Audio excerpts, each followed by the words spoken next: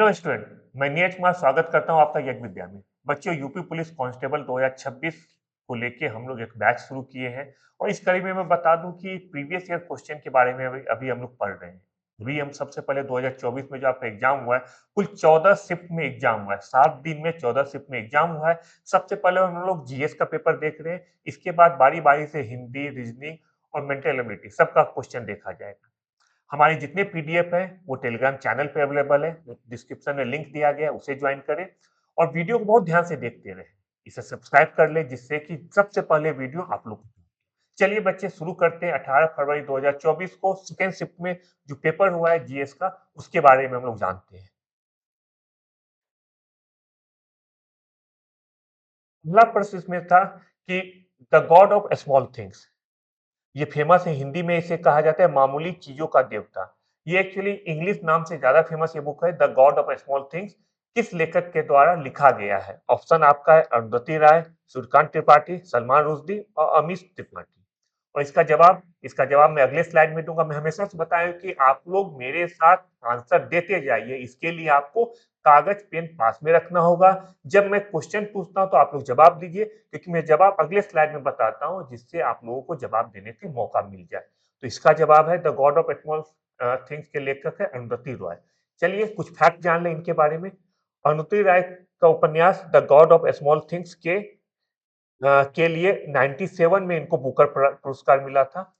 इस उपन्यास में केरल केरल के कोट्टायम जिले के अयमानम गांव के बारे में बताया गया है। और इसके बारे में बता दूं कि ये the God of small things जो है उसमें दो जुड़वा बच्चा दुनिया किस तरह से देखता है, इस उपन्यास में ये चीज बताया गया है। The God of small things के लिए जो इनको बुकर प्राइज मिला है, वो भारत की पहली महिला थी जिनको बुकर प्राइज मिला है। इनकी जो एडिशनल बुक्स है, जो और महत्वपूर्ण बुक है, उनके बारे में जान लीजिए। कुछ बुक्स का नाम मैं बता रहा हूँ। इसमें एक है the ministry of utmost happiness और एक बुक का नाम है आजादी। रंगोती राय सोशल एक्टिविस्ट भी है। अगला क्वेश्चन है, भारत के संविधान के अनुच्छेद 64 और 89 एक के तहत निम्नलिखित में से कौन राज्यसभा का पदेन सभापति है? और आपके ऑप्शन है प्रधानमंत्री, उपराष्ट्रपति, लोकसभा के अध्यक्ष या राष्ट्रपति। और आपका जवाब है उपराष्ट्रपति। आर्टिकल 64, जी हाँ, आर्टिकल 64 में उपराष्ट्रपति के बारे में बताया गया है कि उपराष्ट्रपति राज्यसभा का पदेन सभापति होगा। पदेन सभापति का क्या मतलब होता है? वो पता है? पदेन सभापति, किसी भी चीज में पदेन का मतलब होता है कि वो होने से ये होगा। इसका मतलब हो गया कि जो उपराष्ट्रपति होगा वो हमेशा राज्यसभा का सभापति होगा। इसे ही पदेन कहा जाता है कि ये होगा तो वो होगा ही। तो उपराष्ट्रपति हमेशा राज्यसभा के पदेन सभापति होता है। ये आर्टिकल 64 में बताया गया है। एक दो चीज और बता दूं कि कोई लाभ का पद ये धारण नहीं करेंगे। राज्यसभा की कार्रवाई की अध्यक्षता करते हैं उपराष्ट्रपति, लेकिन वे सदन के सदस्य नहीं होते।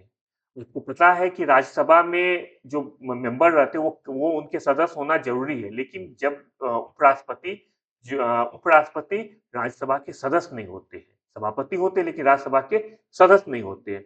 इनको हटाने के बारे में भी प्रक्रिया दिया गया है कि उन्हें हटाने का प्रस्ताव केवल राज्यसभा में ही लाया जा सकता है। वर्तमान में अभी भारत के उपराष्ट्रपति हैं सीपी श्रीवास्तव जी। सीपी राधाकृष्णन जी हैं भारत के उपराष्ट्रपति। या भारत के राज्यसभा के सभापति का नाम है श्री सीपी राधाकृष्णन।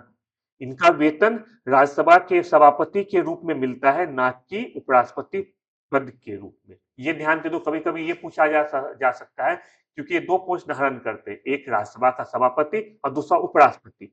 तो इनको राज्यसभा के सभापति के रूप में वेतन मिलता है, ना कि उपराष्ट्रपति रहते हुए। अगला प्रश्न है कि निम्नलिखित में कौन सा दिन भारत में राष्ट्रीय युवा दिवस के रूप में मनाया जाता है? चार ऑप्शन है, 16 अगस्त, 12 जनवरी, 25 नवंबर, 31 दिसंबर। ये इसका जवाब मुझे लगता है कि आज की पीढ़ी के ज्यादातर युवा को पता होगा कि राष्ट्रीय युवा दिवस कब मनाया जाता है। राष्ट्रीय युवा दिवस बच्चों मनाया जाता है 12 जनवरी को। 12 जनवरी बहुत फेमस दिवस है, क्योंकि यह स्वामी विवेकानंद की जयंती है। इसी दिन राष्ट्रीय युवा दिवस के रूप में मनाया जाता है। भारत सरकार ने 1984 में इस दिन को राष्ट्रीय युवा दिवस घोषित किया। 1985 से यह प्रतिवर्ष मनाया जा रहा है। देखो आप लोगों के बच्चे यूपी पुलिस कांस्टेबल हो या होमगार्ड हो, सब ये सिलेबस आता है, तो इसलिए ध्यान से पढ़ते चलो। जितने भी तरह के वैकेंसी है, जो वन डे वैकेंसी और चाहे बिहार का एसएससी एग्जाम हो, नॉर्मल एसएससी हो, सब में जीएस में इस तरह के प्रश्न आते हैं, तो आप सभी के लिए ये बहुत इंपॉर्टेंट है। तो एक बात जो ध्यान देने का है वो मैं बता रहा हूँ कि 12 जनवरी को युवा दिवस के रूप में मनाया जाता है। 1984 में घोषणा किया गया था युवा दिवस मनाने का, लेकिन सबसे पहली बार 1985 में युवा दिवस के रूप में मनाना शुरू किया गया था। इसका प्राइम ऑब्जेक्टिव है युवाओं को प्रेरित करना और विवेकानंद के विचारों को फैलाना, युवा दिवस का मेन मकसद है। 12 जनवरी राष्ट्रीय युवा दिवस। एक इंपॉर्टेंट फैक्ट है वो बता दूं, इंटरनेशनल यूथ डे। बच्चों कभी-कभी आपको कंफ्यूज करने के लिए क्वेश्चन पूछा जा सकता है राष्ट्रीय युवा दिवस और अंतर्राष्ट्रीय युवा दिवस। ध्यान दो 12 जनवरी को राष्ट्रीय युवा दिवस है, विवेकानंद जी का जयंती, और 12 जनवरी ने 12 अगस्त को इंटरनेशनल यूथ डे के रूप में मनाया जाता है। विवेकानंद जी का एक फेमस कोट है, उठो जागो और तब तक नहीं रुको जब तक लक्ष्य न प्राप्त हो जाए। आप में से मुझे लगता है बहुत सारे बच्चों के घर में विवेकानंद जी का फोटो होगा, पोस्टर होगा, क्योंकि वो काफी इंस्पायर करता है और वहां पे लिखा रहता है उठो जागो और तब तक नहीं रुको जब तक कि आप अपने गोल को अचीव ना कर लो। अगला प्रश्न है, निम्नलिखित में कौन सा अम्ल सिरके में मौजूद होता है? बच्चों ये क्वेश्चन पिछले 3 दिन से हमारा क्लास हो रहा है और ये क्वेश्चन हमेशा रिपीट कर रहा है। मैं ये बताने का कोशिश कर रहा हूँ कि इस बार भी जो एग्जाम होने वाला है वो एक दिन में तो होगा नहीं, क्योंकि लाखों 50 लाख 60 लाख फॉर्म आने वाला है, तो कई शिफ्ट में होगा। पिछले बार 14 शिफ्ट था, इस बार हो सकता है कि 15-16 शिफ्ट हो।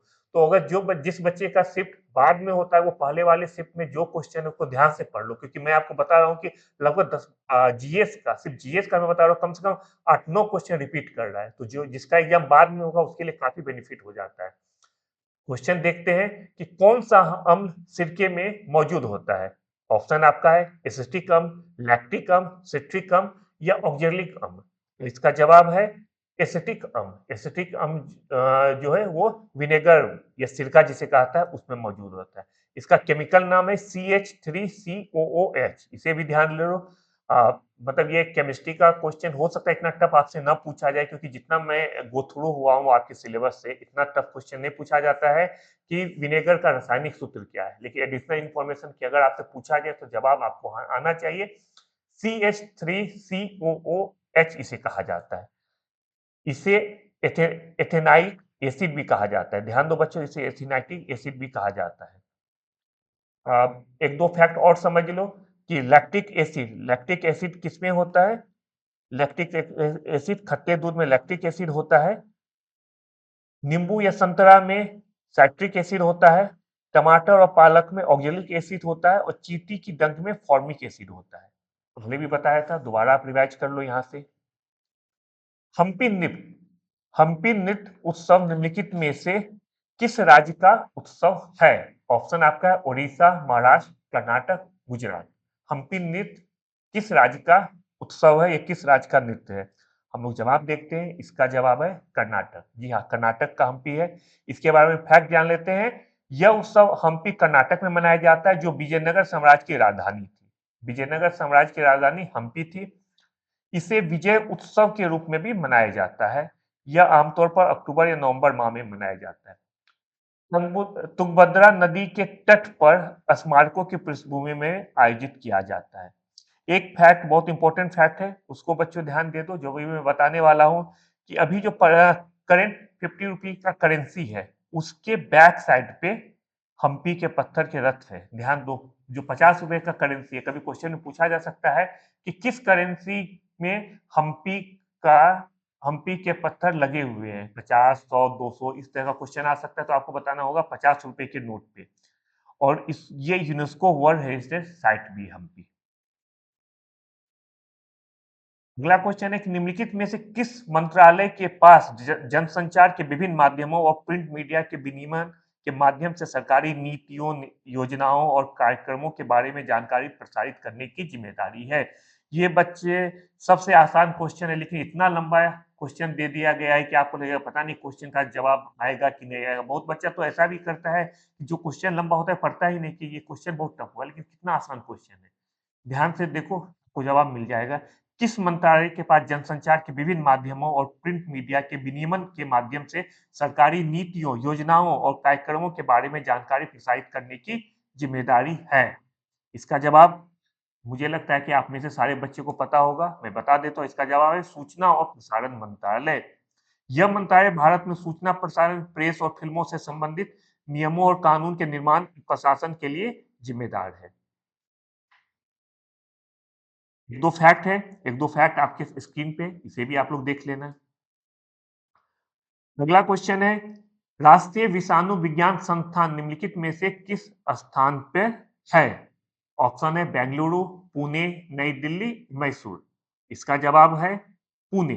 पुणे में इसकी स्थापना 1952 में रॉकफेलर फाउंडेशन के सहयोग से किया गया था। यह भारतीय चिकित्सा अनुसंधान परिषद आईसीएमआर के तहत एक प्रमुख संस्थान है। यह वायरस रोगों और प्रतिरक्षा विज्ञान पर अनुसंधान करता है। जो फैक्ट 1-2 फैक्ट है, एक्सपर्ट फैक्ट, उसे भी आप लोग जान देख लो। अगला क्वेश्चन है, भारत में बाल संरक्षण और कल्याण के लिए आपातकालीन टोल फ्री नंबर क्या है? ऑप्शन है 1910 1098 114 194। इसका जवाब है 1098। 1098 इसे चाइल्ड लाइन भी कहा जाता है। चाइल्ड लाइन क्यों? बच्चों का जीवन बचाने वाला, इसलिए चाइल्ड लाइन भी कहा जाता है। ये 24 घंटे साल के 365 दिन चलने वाली मुफ्त आपातकालीन फ़ोन सेवा है, जो संकट में फँसे बच्चों की मदद करता है। अगला प्रश्न आपके सामने ये है कि निम्नलिखित में कौन उत्तर प्रदेश राज्य में सर्वोच्च रैंकिंग वाले पुलिस अधिकारी हैं? ऑप्शन है DGP, PSI, ACP, DCP. DGP मतलब director general of police, PSI police sub inspector, ACP assistant commissioner of police या DCP deputy commissioner of police. बच्चों, मैं बार-बार आप लोगों से फिर बोलना चाहूँगा कि ये बैच सिर्फ़ आप लोगों के लिए लाया गया है, इसलिए बहुत ध्यान से पढ़ें। कोई भी आप लोग का कमेंट हो, कुछ जानने का इच्छा हो, आपको लगता होगा कि हम लोग अपने चैनल में क्या सुधार कर सकते हैं, तो प्लीज़ बताएँ, कमेंट करें। हमारी टीम तैयार है, मैं तैयार हूँ आपका जवाब देने के लिए। टेलीग्राम पे सारा पीडीएफ पड़ा हुआ है, जितना भी क्लास है उसका पीडीएफ टेलीग्राम पे पड़ा हुआ है। आप लोग जाके टेलीग्राम चैनल पे जाके पीडीएफ ले लीजिए। हमारे चैनल को ज़्यादा से ज़्यादा बच्चों को शेयर कीजिए, जिससे आपके साथ-साथ उनका भी भला हो जाए। इसका जवाब देखते हैं। इस क्वेश्चन का जवाब है DGP, director general of police. Director general of police जिसे डीजीपी कहते हैं बच्चों, वो किसी भी राज्य में हेड होता है पुलिस का। जहाँ तक महकमा का सवाल है, उसका हेड होता है DGP, director general of police. सरकार का वो खाता जो केवल चालू वित्तीय वर्ष से संबंधित है, इसमें शामिल है। ऑप्शन है आउटकम बजट, राजस्व बजट, पूंजीगत बजट या कर budget. Outcome budget, revenue budget, capital budget या टैक्स बजट। और आपका जवाब है रेवेन्यू बजट। इसके बारे में हम लोग एक तो बातें जान लेते हैं कि रेवेन्यू बजट जो है, यह केवल चालू वित्तीय वर्ष के लिए सरकार की प्राप्तियां और व्यय इसमें शामिल किया जाता है। यह संपत्ति का निर्माण या देनदारियों को कम नहीं करता है। एक दो इम्पोर्टेंट फैक्ट जो एग्जाम में कभी भी पूछा जा सकता है, वो है आर्टिकल 112, संविधान के अनुच्छेद 112 में वार्षिक वित्तीय विवरण का उल्लेख है। एक चीज और मैं बता दूं, भारतीय संविधान में कहीं भी बजट शब्द का उपयोग नहीं किया गया। ध्यान देना बच्चे, भारतीय संविधान में बजट का उपयोग कहीं नहीं किया गया। बजट के जगह पे भारतीय संविधान में वार्षिक वित्तीय विवरण लिखा गया। कभी कभी पूछा जा सकता है, आईएएस और पीसीएस के एग्जाम में ये क्वेश्चन आया है। हो सकता है कि आप लोगों के स्टैंडर्ड से ज्यादा टफ हो जाएगा तो ना आए, लेकिन समझ लीजिए कि भारतीय संविधान में बजट, स्पेसिफिक बजट शब्द का उल्लेख नहीं किया गया, उसके जगह पे उल्लेख किया गया वार्षिक वित्तीय विवरण। मथुरा के पास मठ के एक मंदिर में किन शासकों की विशाल मूर्तियां प्रतिस्थापित पाई गई है? ऑप्शन है गुप्त, मौर्य, कुषाण या चोल। और आपका जवाब है कुषाण। चलिए कुछ बातें देख लेते हैं कि मथुरा के पास मठ में पुरातात्विक खुदाई में कुषाणों का एक वंशानुगत मंदिर मिला है। सबसे प्रसिद्ध खोज कनिष्क की बिना सिर वाली विशाल मूर्ति है। कनिष्क के बारे में एक दो फैक्ट है, बहुत इंपॉर्टेंट फैक्ट्स है कि कनिष्क महायान बौद्ध धर्म का एक महान संरक्षक था और कनिष्क के समय में कश्मीर में चौथी बौद्ध संगति बुलाई गई थी। कुल मिला के 4 बौद्ध संगति हुआ है। कनिष्क के समय में चौथी बौद्ध संगति बुलाई गई थी। पहला, दूसरा, तीसरा बौद्ध संगति किसके समय में बुलाया गया था, उसमें क्या-क्या चर्चा हुआ था, हम लोग सब बातें करेंगे। मैंने पहले ही बताया कि हिस्ट्री हो, पॉलिटी हो, ज्योग्राफी हो, करंट अफेयर्स हो या दूसरे सेगमेंट हो, हम लोग सारे टॉपिक पे डिटेल में आपसे बात करेंगे। एग्जाम ओरिएंटेड क्वेश्चन पे बातचीत करेंगे, लेकिन सबसे पहले प्रीवियस ईयर क्वेश्चन देखते हैं। इसमें हम लोगों का कुछ क्लास लगेगा क्योंकि अभी 2024 का क्वेश्चन करा रहा हूँ, उसके बाद मैं पीछे का क्वेश्चन कराऊंगा। इससे आपके दिमाग में एक फ्रेमवर्क बन जाएगा कि इस एग्जाम में किस तरह के सवाल आते हैं।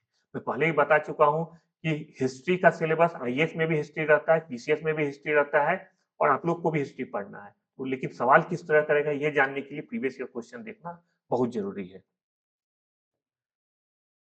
नेक्स्ट क्वेश्चन है कि निम्नलिखित में से किस वायसराय ने ब्रिटिश शासन के दौरान बंगाल का विभाजन किया था? किस शासक ने ब्रिटिश शासन के दौरान बंगाल का विभाजन किया था? ऑप्शन है Warren Hastings, Lord Curzon, Lord Irwin या लॉर्ड रीडिंग। और आपका जवाब होगा लॉर्ड कर्जन। ये आसान क्वेश्चन है, आप लोगों में से ज्यादातर बच्चे जानते होंगे कि बंगाल विभाजन की घोषणा 19 जुलाई 1905 को की गई थी और 16 अक्टूबर 1905 को लागू हुआ था। बच्चों ध्यान दो, दो दो एक 19 जुलाई को ध्यान दो, एक 16 अक्टूबर। 19 जुलाई को घोषणा किया गया था 1905 में, लेकिन लागू हुआ है 16 अक्टूबर को। ये तो आपसे आसान क्वेश्चन पूछ दिया कि किसके समय में हुआ था। वो लॉर्ड कर्जन, आप आसानी से आप लोग टिक लगा सकते हैं, लेकिन क्वेश्चन ये भी पूछा जा सकता है कि घोषणा कब किया गया था। तो दूसरा क्वेश्चन पूछा जा सकता है लागू कब हुआ था। तो घोषणा किया गया था 19 जुलाई 1905 को और लागू हुआ है 16 अक्टूबर 1905 में। याद करो बच्चों, आज मैंने कल के एक वीडियो में मैंने बताया था असहयोग आंदोलन के से रिलेटेड एक वीडियो था कि कब असहयोग आंदोलन को बंद किया गया था। उसमें भी 4 फरवरी को चौरी चौरा घटना हुआ था, लेकिन 12 फरवरी 1922 को महात्मा गांधी ने वापस ले लिया था। तो ये जब दो तरह का फैक्ट आता है तो वो क्वेश्चन काफी कंफ्यूजन वाला हो जाता है, लेकिन अगर आप ध्यान से पढ़ोगे तो आसानी से जवाब दे सकते हो। लॉर्ड कर्जन ने प्रशासनिक दक्षता का हवाला दिया, लेकिन असली मकसद बंगाल में बढ़ते राष्ट्रवाद को कमजोर करना था। बंगाल विभाजन के विरोध में बच्चों स्वदेशी आंदोलन का शुरुआत हुआ। एक दो इंपॉर्टेंट फैक्ट है, ये 1905 में जो बंगाल विभाजन था इसको रद्द कर दिया गया था। कब? 1911 में। 1911 में रद्द कर दिया गया था। उस समय दिल्ली दरबार के दौरान लॉर्ड हार्डिंग द्वारा बंगाल विभाजन को रद्द किया गया था। तो बंगाल विभाजन से संबंधित बच्चों कितना फैक्ट है? पहला, बंगाल विभाजन की घोषणा कब की गई थी, किसके समय में की गई थी? तो लॉर्ड कर्जन। बंगाल विभाजन की घोषणा कब की गई? 19 जुलाई 1905। बंगाल विभाजन लागू कब हुआ? 16 अक्टूबर 1905। बंगाल विभाजन को रद्द कब किया गया? 1911 में। किसके समय में रद्द किया गया? तो लॉर्ड हार्डिंग के समय में रद्द किया गया। इतना फैक्ट, 6-7 फैक्ट है एक क्वेश्चन में, इतना फैक्ट है, आगे के एग्जाम में आपको फायदा करेगा।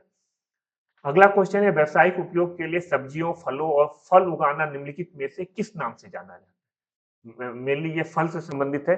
ये पिछले वीडियो समय भी इसका चर्चा हुआ है। ऑप्शन है सेरीकल्चर, पीसीकल्चर, विटीकल्चर या हॉर्टिकल्चर। और इसका जवाब होगा हॉर्टिकल्चर।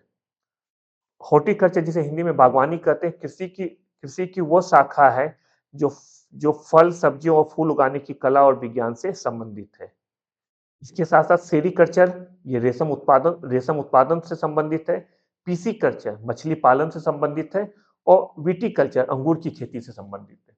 सारा फैक्ट आप लोग देख लो, एग्जाम में घुमा के पूछा जा सकता है अलग अलग तरीके से। अगला क्वेश्चन है कि भारत के किस बंदरगाह को अरब सागर की रानी के नाम से जाना जाता है? ऑप्शन है मुंबई, कोच्चि, मोर्मुगाओ या कोलकाता। और इसका जवाब है कोच्चि। कुछ फैक्ट देख लेते हैं। कोच्चि भारत के मालाबार तट पर स्थित एक प्रमुख बंदरगाह शहर है। इसे कई शताब्दियों तक एक महत्वपूर्ण मसाला व्यापार केंद्र होने के कारण अरब सागर की रानी कहा जाता था। अरब सागर की रानी कहने के पीछे मेन मकसद था यहाँ पे मसाला, काफी शताब्दियों तक मसाला व्यापार केंद्र था, मतलब यहाँ से इसी तट से मसाला का भारत में आगमन होता था। एक दो फैक्ट इससे संबंधित हम लोग पढ़ लेते हैं कि पहला, कोच्चि औपनिवेशिक भारत में पहली यूरोपीय कॉलोनी थी। 1503 में पुर्तगालियों के द्वारा बनाया गया था। और एक दूसरा फैक्ट है कि वास्को डी गामा की कब्र मूल रूप से कोच्चि में ही स्थित है।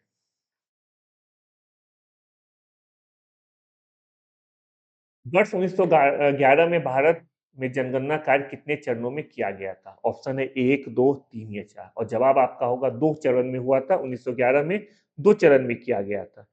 ये 15वीं था। 1911 में जो जनगणना हुआ था 15वां था और आजादी के बाद ये 7वीं जनगणना थी। यह 2 चरणों में पूरी की गई थी। 1911 में जो जनगणना हुआ है, उसका स्लोगन था आवर सेंसस आवर फ्यूचर। और 2011 में जो जनगणना हुआ, उसमें भारत के जनगणना आयुक्त श्री सी चंद्रमौली जी थे।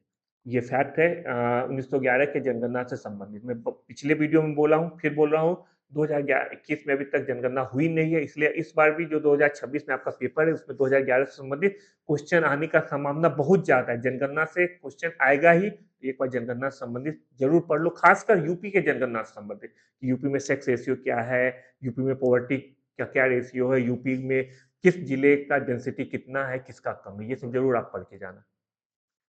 मागोवा गुफाएं, जिन्हें हजारों बुद्धों की गुफाएं भी कहा जाता है, निम्नलिखित में से किस देश में स्थित है? ऑप्शन है नेपाल, थाईलैंड, भारत या चीन। और आपका जवाब है चीन।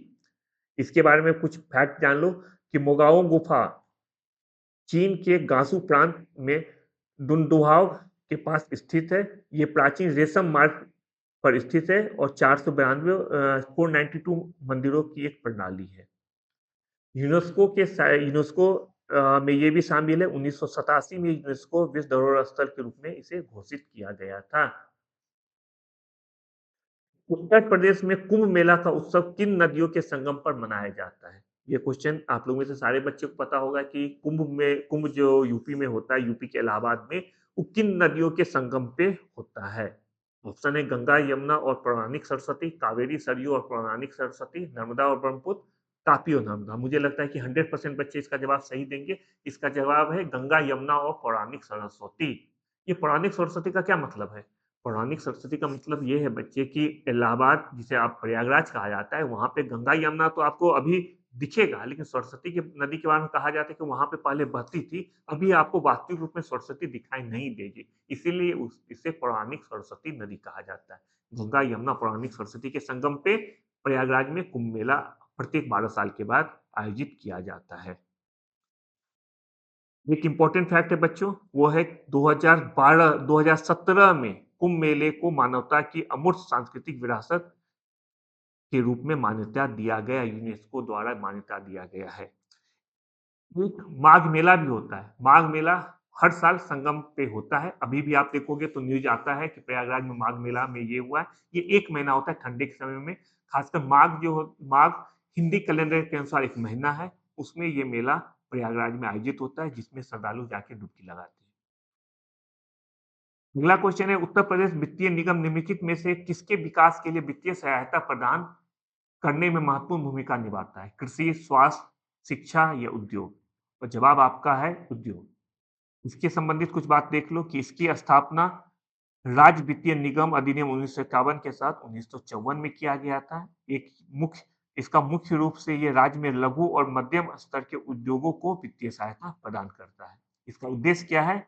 उद्देश्य राज्य में औद्योगिकरण और रोजगार सृजन को बढ़ावा देना है। हेडक्वार्टर इसका कानपुर है।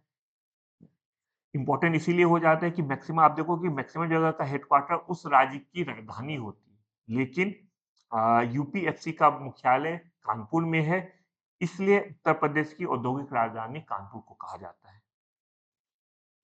उत्तर प्रदेश का दुधवा राष्ट्रीय उद्यान निम्नलिखित में से किस जिले में स्थित है? ऑप्शन है लखीमपुर खीरी, प्रयागराज, मेरठ या शाहजहांपुर। इसका जवाब है लखीमपुर खीरी।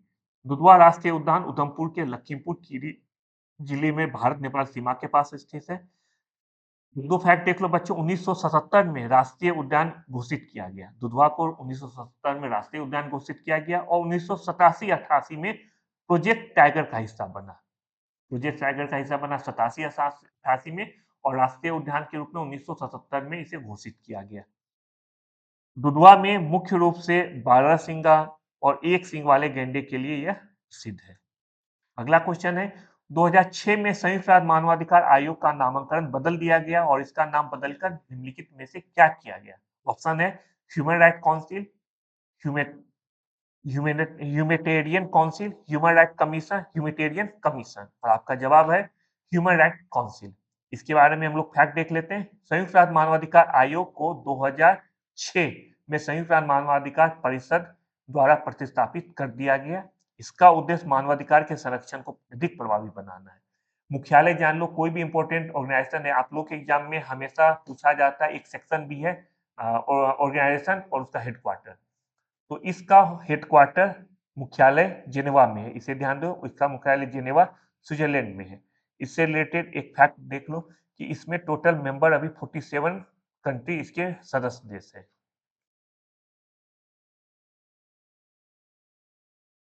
एनआईए का पूर्ण रूप बताइए। एनआईए का फुल फॉर्म क्या है ये आपको बताना है। ऑप्शन है national income incubation agency, naval investigation agency, new investigation agency या नेशनल इन्वेस्टिगेशन एजेंसी। एनआईए इसका फुल फॉर्म होगा नेशनल इन्वेस्टिगेशन एजेंसी।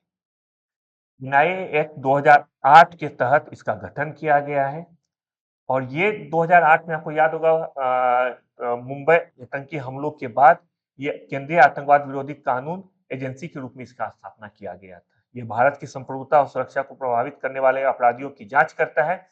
इसका हेडक्वार्टर बच्चों नई दिल्ली में है और यह गृह मंत्रालय के अधीन है। दो चीज जानना होगा, हेडक्वार्टर नई दिल्ली और किसके अधीन है, गृह मंत्रालय के अधीन। ये भी ध्यान देना होगा। गठन किया गया था 2008 में, मुंबई आतंकी हमलों के बाद इसका गठन किया गया था। इजरायल हमास संघर्ष क्षेत्र से भारतीय नागरिकों को निकालने के लिए भारत द्वारा शुरू किए गए ऑपरेशन का नाम निम्नलिखित में से कौन सा है? ऑप्शन है operation Ajay, operation Ganga, operation Vijay या ऑपरेशन हॉट परसुइट। और आपका जवाब है ऑपरेशन अजय। कुछ बात समझ लेते हैं। यह ऑपरेशन अक्टूबर 2023 में शुरू किया गया था और इसका उद्देश्य है इजरायल से उन भारतीय नागरिकों को वापस लाना जो स्वदेश लौटना चाहते थे। बाकी जो ऑपरेशन है उसके बारे में जान लेते हैं कि ऑपरेशन गंगा, यूक्रेन से निकासी से संबंधित है। ऑपरेशन कावेरी ये सूडान से निकासी से संबंधित है। ऑपरेशन देवी अफगानिस्तान से निकासी से संबंधित है। सारे ऑपरेशन साल के में जितने भी ऑपरेशन हुए हैं खासकर निकासी से संबंधित, साल में जितने भी नेवल एक्सरसाइज होता है, दो देश आपस में सैन्य अभ्यास करता है, जितने भी पुरस्कार होता है, ये सब जानना बहुत जरूरी है। आपके एग्जाम में इस तरह के क्वेश्चन बहुत ज्यादा पूछे जाते हैं। हाल ही में अक्टूबर 2023 में भारत और किस पड़ोसी देश ने आर्थिक और प्रौद्योगिकी सहयोग समझौते की बातचीत फिर से शुरू की? अभी के समय में ये क्वेश्चन बिल्कुल रिलेवेंट नहीं है क्योंकि 2023 के बारे में बताया जा रहा है, लेकिन एग्जाम में पूछा गया तो इसको इसका आंसर हम लोग देख लेते हैं। ऑप्शन है मालदीव, म्यांमार, चाइना और श्रीलंका और इसका जवाब श्रीलंका है।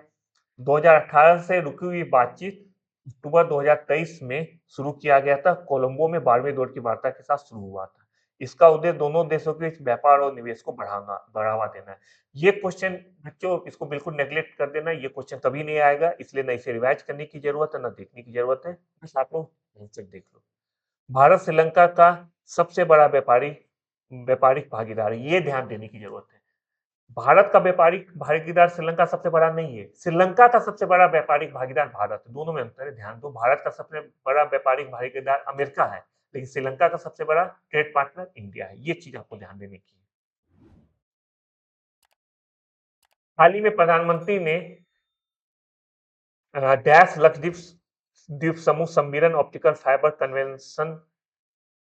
कनेक्शन परियोजना की शुरुआत करके लक्षद्वीप में धीमी इंटरनेट गति की चुनौती को दूर करने का संकल्प लिया था। आपको बताना है किस जगह प्रधानमंत्री ने लिया था। ऑप्शन आपका है गोवा, गोवा में पणजी जगह है वहां, या कोच्चि, त्रिशूर या तिरुवनंतपुरम। आपका जवाब है कोच्चि। ये बस फैक्चुअल चीज है तो इसे आप समझ लो, क्योंकि करंट की चीज पे मैं बहुत ज्यादा डिस्कस नहीं करूंगा, बहुत विस्तार से नहीं बताऊंगा। हाँ, स्लाइड में दिया गया, आप लोग आराम से उसे देख सकते हो। उत्तर प्रदेश के कौशाम्बी जिले के कौशाम्बी ब्लॉक ने नीति आयोग की एबीपी की पहली डेल्टा रैंकिंग में कौन सा स्थान हासिल किया है? ये क्वेश्चन लगातार रिपीट हो रहा है। अभी दो तीन दिन से जो मैं आपको वीडियो दे रहा हूँ सब में ये क्वेश्चन आ रहा है। इसका जवाब है दूसरा। इससे रिलेटेड मैं डिटेल में बता चुका हूँ, यहाँ सामने आपके स्लाइड में दिया गया, एक बार इसे आप पढ़ लोगे इससे रिलेटेड बातें को। हाल ही में प्रधानमंत्री श्री नरेंद्र मोदी जी ने अयोध्या में नवनिर्मित हवाई अड्डों का उद्घाटन किया है। इस नवनिर्मित हवाई अड्डे का नाम बताइए। जो प्रधानमंत्री जी अयोध्या में जो उद्घाटन किया उसका नाम पूछ रहा है। ऑप्शन है सियाराम इंटरनेशनल एयरपोर्ट, राजा दशरथ इंटरनेशनल एयरपोर्ट, महर्षि वाल्मीकि इंटरनेशनल एयरपोर्ट या महर्षि वेद व्यास इंटरनेशनल एयरपोर्ट। इसका जवाब होगा महर्षि वाल्मीकि इंटरनेशनल एयरपोर्ट, महर्षि वाल्मीकि अंतरराष्ट्रीय हवाई अड्डा। इसी रिलेटेड कुछ बात देख लेते हैं। 30 दिसंबर 2023 को इसका उद्घाटन किया गया था। बस ये जान लीजिए इंपॉर्टेंट करंट का है, इसलिए क्वेश्चन तो रिपीट करेगा नहीं, 2 साल पहले का घटना है। लेकिन हाँ, ये जानना ज़रूरी है कि एयरपोर्ट का नाम क्या है? ब्रिक्स 2024 के लिए किस देश की अध्यक्षता में 1 जनवरी 2024 से प्रारंभ हो गए? ब्रिक्स 2024 के लिए किस देश की अध्यक्षता 1 जनवरी 2024 से प्रारंभ हो गई? और आपका ऑप्शन है इंडिया, रसिया, ब्राज़ील या ईरान? और आपका जवाब है रसिया। ब्राज़ील को 2024 में अध्यक्षता करनी थी, लेकिन जी-20 की मेज़बानी के कारण उसने इसे रूस को सौंप दिया। पहले ब्राज़ील को ही ब्रिक्स आयोजित करना था, लेकिन ब्राज़ील में जी-20 भी होस्ट होने वाला था, इसलिए ब्राज़ील ने रसिया को बोला कि इस साल आप ब्रिक्स का अध्यक्षता आप कर लो, तो ब्राज़ील ने रसिया को सौंप दिया, इसलिए रसिया इसका आंसर हो जाएगा। 2024 का शिखर सम्मेलन कजान में आयोजित हुआ। अभी चूँकि इसमें दिया है उस समय के हिसाब से कि होगा, लेकिन ये ऑलरेडी हो चुका है, 2024 के कजान में आयोजित हुआ था। मैंने पिछले वीडियो में बताया था कि कुछ नए मेंबर इसमें जुड़े हैं, कौन-कौन से मेंबर हैं, उसे आप देख लो। नए मेंबर जुड़े हैं, उसमें है मिस्र, इथियोपिया, ईरान, सऊदी अरब और संयुक्त अरब अमीरात। ये नए सदस्य के रूप में जुड़े। एक सदस्य जो इसका मेंबर बनने से मना कर देता है, जिसको कि ऑफर कहा जाता है कि आप इसका मेंबर बनिए ब्रिक्स का, लेकिन वो मना कर देता है, वो सदस्य कौन है बच्चों? मैंने पुराना वीडियो में बताया है, कल के वीडियो में बताया था, 26 जनवरी के वीडियो में बताया था। आप 26 जनवरी वाला वीडियो देखो, उसमें मैंने बताया उस देश का नाम, प्लीज कमेंट में बताओ कि वो देश कौन सा है। अगला क्वेश्चन है कि वर्ष 2016 में नोटबंदी के दौरान आरबीआई के गवर्नर कौन थे? उस समय के करंट का क्वेश्चन उस समय के लिए इंपॉर्टेंट है। डॉक्टर रघुराम राजन, डॉक्टर उर्जित पटेल, श्री शक्तिकांत दास या डॉक्टर डी सुब्बाराव? इसका जवाब होगा डॉक्टर उर्जित पटेल। जी हाँ, 2016 में जब नोटबंदी हुआ था उस समय आरबीआई के गवर्नर थे डॉक्टर उर्जित पटेल। यहाँ पे ये क्वेश्चन तो आएगा नहीं कि उस समय कौन गवर्नर जनरल थे। अब यहाँ ये क्वेश्चन आ सकता है कि किस दिन लागू हुआ था, ये किस साल, तो 8 नवंबर 2016 को। या ये भी पूछा जा सकता है क्योंकि बहुत इंपॉर्टेंट चीज था नोटबंदी लागू करना, डिमोनेटाइजेशन होना। तो ये क्वेश्चन हमेशा के लिए इंपॉर्टेंट होगा कि उस समय आरबीआई के गवर्नर कौन थे? उर्जित पटेल। इसे बहुत अच्छे से बच्चों ध्यान दे दो, ये क्वेश्चन हो सकता है कि बार बार पूछे, उस समय आरबीआई के गवर्नर कौन थे? उर्जित पटेल थे। 8 नवंबर 2016 को लागू किया गया था। अभी आरबीआई के गवर्नर का नाम है संजय मल्होत्रा, ये ध्यान दे दो। और फर्स्ट गवर्नर थे सर ऑसबॉर्न स्मिथ। ये दो फैक्ट और आप लोग को याद रखना चाहिए। उत्तर प्रदेश में ऑनलाइन वित्तीय धोखाधड़ी रिपोर्ट करने हेतु व्यक्तियों के लिए साइबर क्राइम हेल्पलाइन नंबर पर शिकायत करने की समय सीमा क्या है? मतलब कितने समय के अंदर वो लोग शिकायत कर सकते हैं? ऑप्शन है within 2 hour, within 24 hour, within 48 hour या विद इन 7 डेज। और इसका जवाब है विद इन 24 आवर, 24 घंटे के अंदर। इसको हम लोग देख लेते हैं एक बार कि वित्तीय धोखाधड़ी के मामलों में घटना के 24 घंटे के भीतर रिपोर्ट करना महत्वपूर्ण माना जाता है। हेल्पलाइन नंबर पहले भी बताया गया है, दोबारा बता देता हूँ कि 1930 है। और एजेंसी जो है इसका प्रबंधन Indian cyber crime coordination centre द्वारा किया जाता है 14C के अंतर्गत। केंद्रीय और राज्य करों के जटिल जाल की जगह जीएसटी कानून किस वर्ष लागू किया गया है? जीएसटी कब लाया है, ये पूछा गया है। इसका जवाब आप लोग को आ गया होगा क्योंकि मैं लगातार ये क्वेश्चन भी रिपीट हो रहा है, ये क्वेश्चन भी पहले पूछा गया है। जीएसटी 2017 में लागू किया गया है। अगर एग्जैक्ट हम लोग समय का बात करें तो 1 जुलाई 2017 को लागू किया गया है। ये इंपॉर्टेंट क्वेश्चन है, ये बार-बार रिपीट हो सकता है कि कौन-सा संविधान संशोधन के द्वारा इसे लागू किया गया, तो इसे ध्यान दोगे 101वें संविधान संशोधन अधिनियम के माध्यम से इसे लागू किया गया है। यह एक अप्रत्यक्ष कर है जिसमें कई केंद्रीय राज्य कर जैसे वैट, उत्पादन शुल्क को जीएसटी ने प्रतिस्थापित कर दिया। मतलब प्रतिस्थापित का मतलब होता है उसके जगह जीएसटी आ गया है। जीएसटी का स्लोगन है one nation one tax. Article ध्यान दो कि संविधान का आर्टिकल 279 ए जीएसटी काउंसिल से संबंधित है। जीएसटी काउंसिल से संबंधित आर्टिकल का नाम है 279 ए। निम्नलिखित में किस क्रिकेटर ने खेलों में उत्कृष्ट प्रदर्शन के लिए के लिए वर्ष 2023 का अर्जुन पुरस्कार जीता? ये क्वेश्चन अब रिलेवेंट नहीं है 2023 का, अब तो आज के समय में 25 का पूछा जाएगा, लेकिन उस साल का जवाब जो पूछा गया था उसका ऑप्शन था रोहित शर्मा, विराट कोहली, जसप्रीत बुमराह और मोहम्मद शमी। उस साल मोहम्मद शमी को दिया गया था अर्जुन पुरस्कार, जबकि मेजर ध्यानचंद पुरस्कार दिया गया था चिराग शेट्टी और साई राजा रिंकी रेड्डी को दिया गया था। ये 2023 की मैं बात बता रहा हूँ। देखो बच्चों, मैं हमेशा से जो करंट का क्वेश्चन होगा 2024 का, ये मैं अभी प्रीवियस ईयर क्वेश्चन लूँगा तो 2000 से लेके 2024 तक मैं सारा क्वेश्चन आपको कराने वाला हूँ। तो जो 2010-12 में कोई करंट का क्वेश्चन था, आज के समय में बिल्कुल रिलेवेंट नहीं, तो उसपे मैं ज़्यादा चर्चा नहीं करूँगा। हाँ, स्लाइड में आपको उसके बारे में डिटेल में बता दिया जाएगा। तो आप लोग को क्या करना है बच्चों, आप लोग को आराम से स्लाइड या तो टेलीग्राम में जाके आप पीडीएफ डाउनलोड कर लो या जो हमारा वीडियो आ रहा है यूट्यूब पे, उस पे आराम से पहुँच करके आप लोग देख सकते हो। अगला सवाल है क्यात। क्यात निम्नलिखित में से किस देश का आधिकारिक मुद्रा है? ऑफिशियल करेंसी क्यात कहाँ का है? ऑप्शन है श्रीलंका, म्यांमार, टर्की या तुर्की, अफगानिस्तान।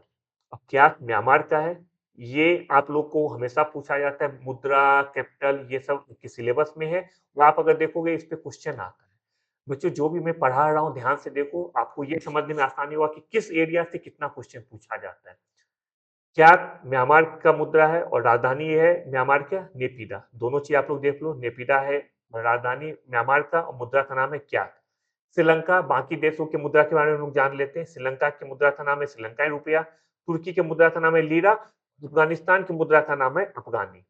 म्यांमार के बारे में एक इंपॉर्टेंट फैक्ट वो भी बता दूं कि म्यांमार को स्वर्ण पेगाडा की भूमि, लैंड ऑफ द गोल्डन पेगाडा भी कहा जाता है। भारत के पूर्व में स्थित ये पड़ोसी देश है म्यांमार। म्यांमार से आपको जो भी हमारा नॉर्थ ईस्ट में स्टेट है उसकी सीमा लगती है।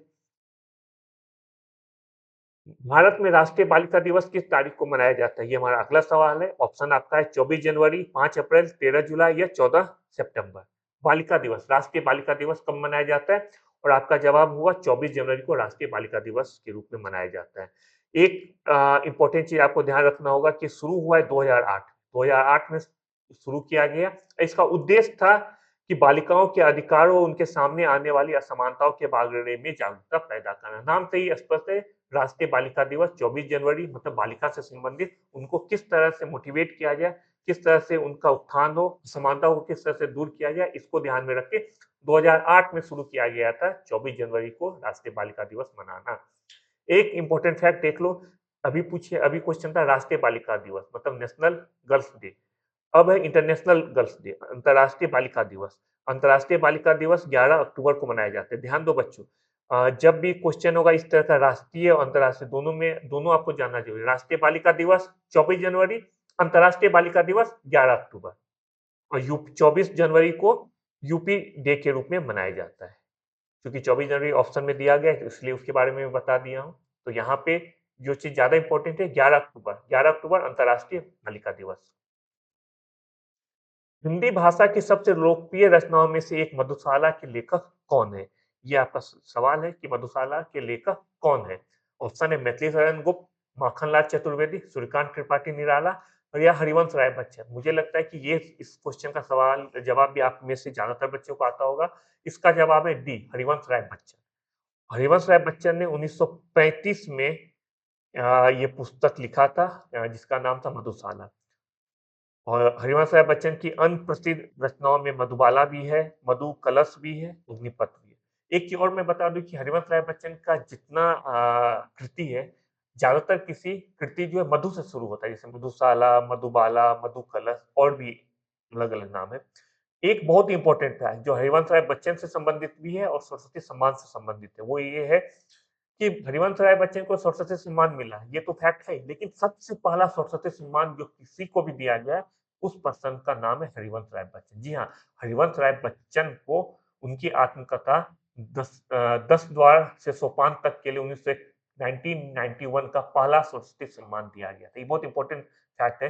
कोई भी चीज जो पहला है और करेंट है, इस साल किसको दिया गया सरस्वती सम्मान और सबसे पहला साल किसे दिया गया था, इस तरह का क्वेश्चन जानना, जवाब जानना बहुत जरूरी है। सबसे पहले सरस्वती सम्मान दिया गया था हरिवंश राय बच्चन जी को। उनको दिया गया था उनकी आत्मकथा। आत्मकथा का मतलब होता है जो खुद के बारे में लिखा जाता है। तो उनकी आत्मकथा 10 द्वार से सोपान तक के लिए सरस्वती सम्मान से उनको नवाजा गया था। अगला क्वेश्चन है मोबाइल एप्लीकेशन एम पासपोर्ट सेवा भारत के निम्नलिखित में से किस मंत्रालय द्वारा लॉन्च किया गया है? ऑप्शन है पर्यटन मंत्रालय, नागरिक उड्डयन मंत्रालय, विदेश मंत्रालय या गृह मंत्रालय। और आपका जवाब है मिनिस्ट्री ऑफ एक्सटर्नल अफेयर्स, जिसे हम लोग विदेश मंत्रालय कहते हैं। मिनिस्ट्री ऑफ एक्सटर्नल अफेयर्स या विदेश मंत्रालय के द्वारा। इसका ऑब्जेक्टिव क्या है? इस ऐप का उद्देश्य नागरिकों को स्मार्टफ़ोन पर पासपोर्ट संबंधी जानकारी और सेवाएँ जैसे स्थिति ट्रैक करना, केंद्र ढूँढना, ये इस सब में मदद करना है। एक इम्पोर्टेंट चीज़ इसके साथ बता दूँ, पासपोर्ट सेवा दिवस कब मनाया जाता है? 24 जून को पासपोर्ट सेवा दिवस मनाया जाता है।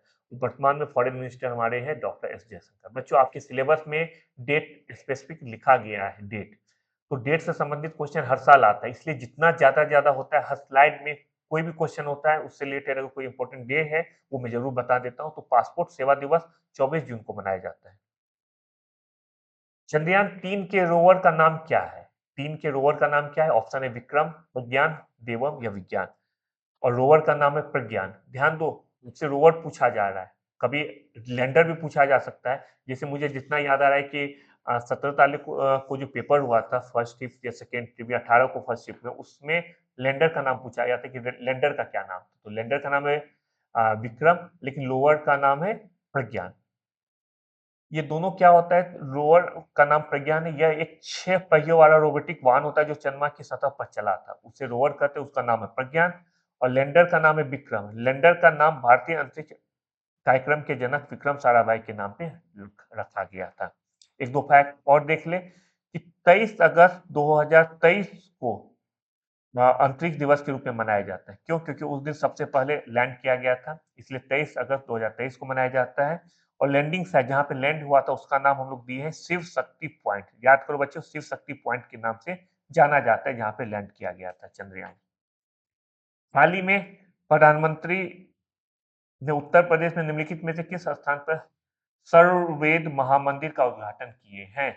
और आपका ऑप्शन है अयोध्या, प्रयागराज, लखनऊ या वाराणसी। और इसका जवाब है वाराणसी में।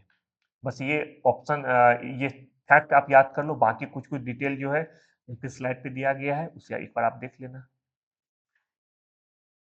निम्नलिखित में कौन-सा भारत का सर्वोच्च सैन्य पुरस्कार है? सर्वोच्च सैन्य पुरस्कार कौन-सा है? ऑप्शन है अशोक चक्र, वीर चक्र, महावीर चक्र और परमवीर चक्र। और आपका जवाब है परमवीर चक्र। जी हाँ, परमवीर चक्र जो है भारत में प्रदान किया जाने वाला सबसे बड़ा सैन्य पुरस्कार है।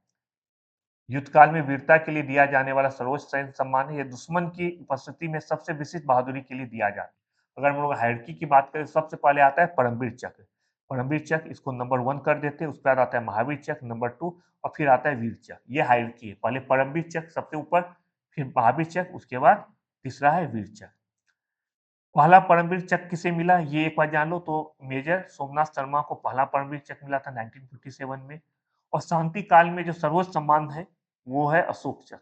शांति काल का सर्वोच्च वीरता पुरस्कार अशोक चक्र है। बच्चों, ये आज का क्लास था। उम्मीद करता हूँ कि आज का ये क्लास आपको पसंद आया होगा। इसके तथ्य को बार-बार देखिए, वीडियो को बार-बार चला के देखते रहिए, जिससे कि आप लोगों को जितने भी फैक्ट हैं वो याद हो जाए। बच्चों, सिर्फ मैंने 38 क्वेश्चन ही नहीं कराए, इससे रिलेटेड कम से कम 150-200 फैक्ट बताए जो किसी न किसी रूप से आगे आपसे पूछा जा सकता है। चलिए, हम लोग फिर नए क्लास में मिलते हैं और मैं आपके साथ पूरी तरह से हूँ। उम्मीद करता हूँ कि आप भी साथ देंगे और इस बार यूपी पुलिस कांस्टेबल में जो है मैक्सिमम बच्चे का सिलेक्शन होगा, अगर आप लोग हमारे साथ लगातार बने रहते हैं। तो आप लोग बहुत अपने से अच्छे से अपना ख्याल रखिए। Bye bye.